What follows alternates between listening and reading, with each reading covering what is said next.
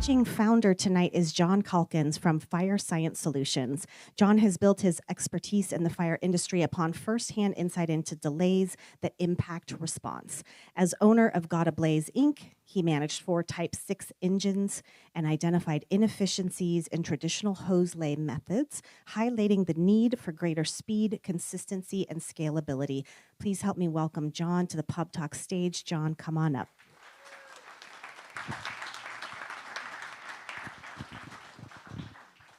Can you do the clicker for me? I only have 2 hands. Yeah, sure. All right, cool. All right, thanks so much for having me, EDCO. And this picture here really gets to me. This is a picture from the 2015 Canyon Creek complex. Destroyed 43 homes, another 100 structures. This is the only structure on the north side. I was mostly over by the Soda Creek Lookout watching the Strawberry Wilderness blow up. So this assignment was hard because I had to take this family up there, and this is what was left. Go ahead and click that. Fires are devastating. The 41,000 deaths from smoke is a pretty big number. But other than that, there's communities like Sisters that when it's smoky, they lose business. They make most of their money in the summertime, and it kills them. Annually, 27,000 structures are lost, about 15,000 homes. Private timber losses are about 2 to 10 billion a year. And then you got State Farm, Allstate, Farmers, USAA, Nationwide, and Liberty Insurance.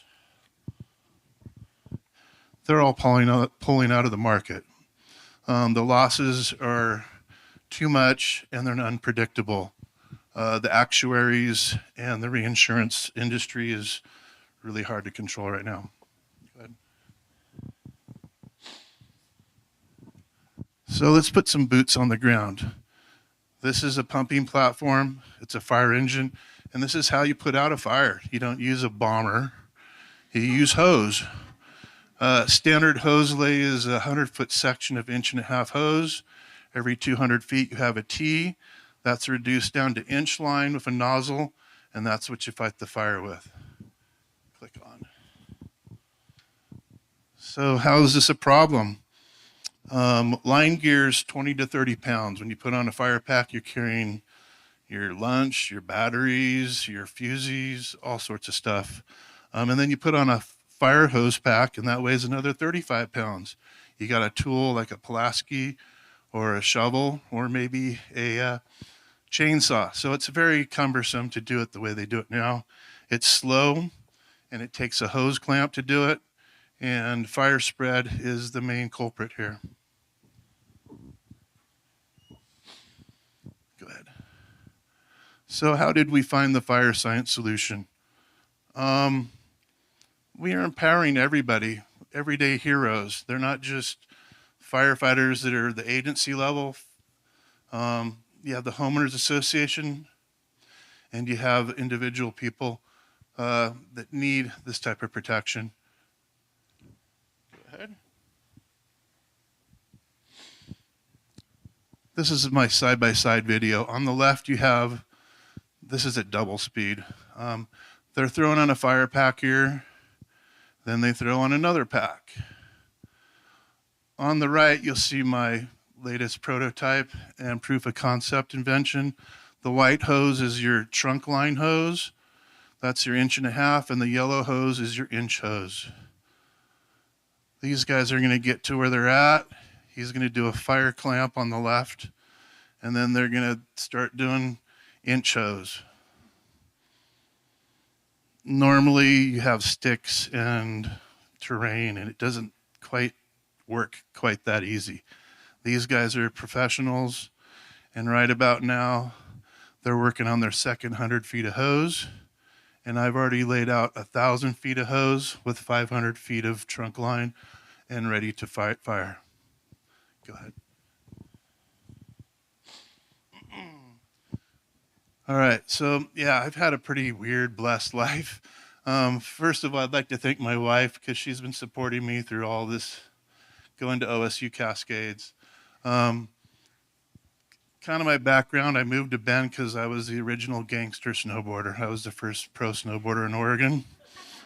I founded High Cascade Snowboard Camp and sold it to Vans Shoe Company. And then I moved from fire to or snow to fire, and I started God Ablaze. And after my second back surgery, I thought, well, gee, I better go back to school. Before the COVID, we started We Care Services, which is an income care business. So if you have retired people you need help, hit me up for that too. And then now I'm a Bend Outdoor Works mentor, cohort, sorry. Um, I'd like to thank Clayton over here. He's been my score mentor from day one. And then Ron Blaylock couldn't make it today, but he's been a big mentor for snow and fire my whole life, basically. I'd like to shout out to Gary Braceland and Mickey Keller, who I knew from the action sports arena a long time ago. And then Lauren Ebby at Bend Metal, and then Olympus Trailers and Bend Trailers out of Eugene. Next one. Globally, the world fire equipment market's $5 to $8 billion. In North America, it's 2 to 3.6 billion.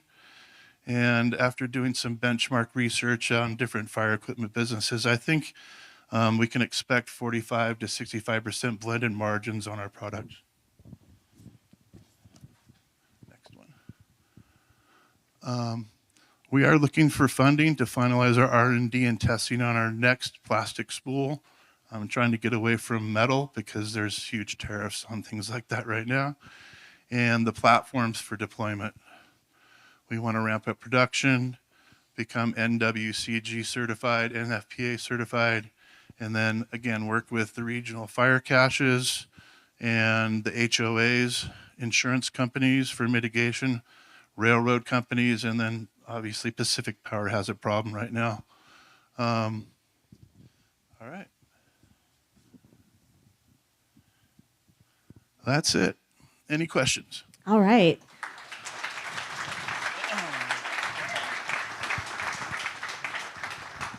So you said you moved from snow to fire, but that's a pretty big jump. So how did this really get started for you? Yeah, I switched from snow. I Yeah. sold my camp and then I did fire because then I could be at home with my kids in the wintertime. And then you obviously see a problem and you're like, what could actually help? But I mean, this wasn't your background, so it's just so interesting that you came up with this idea. Yeah, it's, when you sit on a fire truck for 18 hours a day, you have a lot of time to think about things and what's efficient, what's not efficient. They have 18 watch outs and they say the 19th is the overhead. So, Yeah. I at OSU Cascades, I had a failure class, and that's when I started diddling around with the mock-ups. And this is probably my second mock-up. And go back one. Yeah. That's my first mock-up. She said, on my kitchen table. Yes. Yeah. Well, I mean, you got to lay it out somewhere. You want to go back another one or come No, go forward? forward. Okay. And that's the fire truck I I bought love at Fred Meyer. Yeah. So if you see there, you can see the way they did it. They went out 100 feet, then they start bumping the line down. You go every 200 feet, and then the gated Y has the inch line going backwards. So you're actually fighting fire from one side to the other side for each gated Y. Have you tried this out on anything? I've just done deployment runs. Yeah, cool. That was that one okay. video. Okay. Yeah, that took about 4.5 minutes to drive around the property and deploy 1,000 feet. When they're well-trained people are doing it, it's taking. I mean, in the Subaru, I it looked think like a probably school take half drop-off. I mean, it was like, no big deal. We're just going to Yeah. lay 1,000 feet of hose down. Questions for John? Okay, it looks like you've got them thinking. Right here? Is the hose fire resistant? No, it'll burn up. Yeah, Yeah, you try don't and keep, light you it on try and keep fire. it in the green. Yeah. Don't set the hose on fire. That will. I think the main application, like the previous speaker, is the homeowners associations. It's really easy. You got your post office box building, and next to it you have a thing, and you pull out your trailer. I did that with my Subaru Forester, so anybody can do it. Yeah. You know, you don't. First of all, are you going to wait for the fire department to deploy hose, and then what do they do when they leave? They take their hose with them. That doesn't mean the fire's out. Right. So this is a preventative measure. Pacific Palisades in that wind, I don't know how many homes we could have saved, but we probably could have saved some of them. Mm-hmm. Yeah. Do you see these being just sort of strategically placed throughout the communities? Definitely. Yeah. Cool. Yes. Okay. Question right here. It got answered. Okay. Any other questions? Okay. Right here. What do you think that would retail for? Well, we're going to keystone it up from what it costs. We're going to keystone it up from what it costs. The hose alone, right there, for all that stuff. The hose alone for all that is anywhere from $5,000 to $7,000, and so the spool will be probably $4,000 to $5,000, and then whatever the platform is, that was a trailer. We'll have a platform to do the back of pickups. Probably drones will be used in the future, in the back of quad runners also. Yeah, very cool. Okay, right here, and I think this is our last one. Who would be using these? You mentioned deployed HOAs. Mm-hmm. Would like residents be pulling this out and spraying? Yeah, this is a fire, or great is it question. place for when the firefighters arrive? So is this something that, just one individual- second, is this something that you see, like who do you see actually using this? Is the HOA, is their employees, are these like citizens coming out with their foresters? If you have a 5-acre ranch and you want to protect yourself, you would deploy this, and you would probably have a pump set up to your cistern or your pond. If there's in a homeowners association, you could roll out miles of this stuff in half hour and cover the whole neighborhood, put it up to your fire hydrants, and you're good to go. And it does seem like something people are like, yeah, I'll chip in on that. Just like there's one main guy with a Venmo ready to get the hoses going. Yeah. John, this is amazing. Thank you so much. All right. Yeah. Yeah.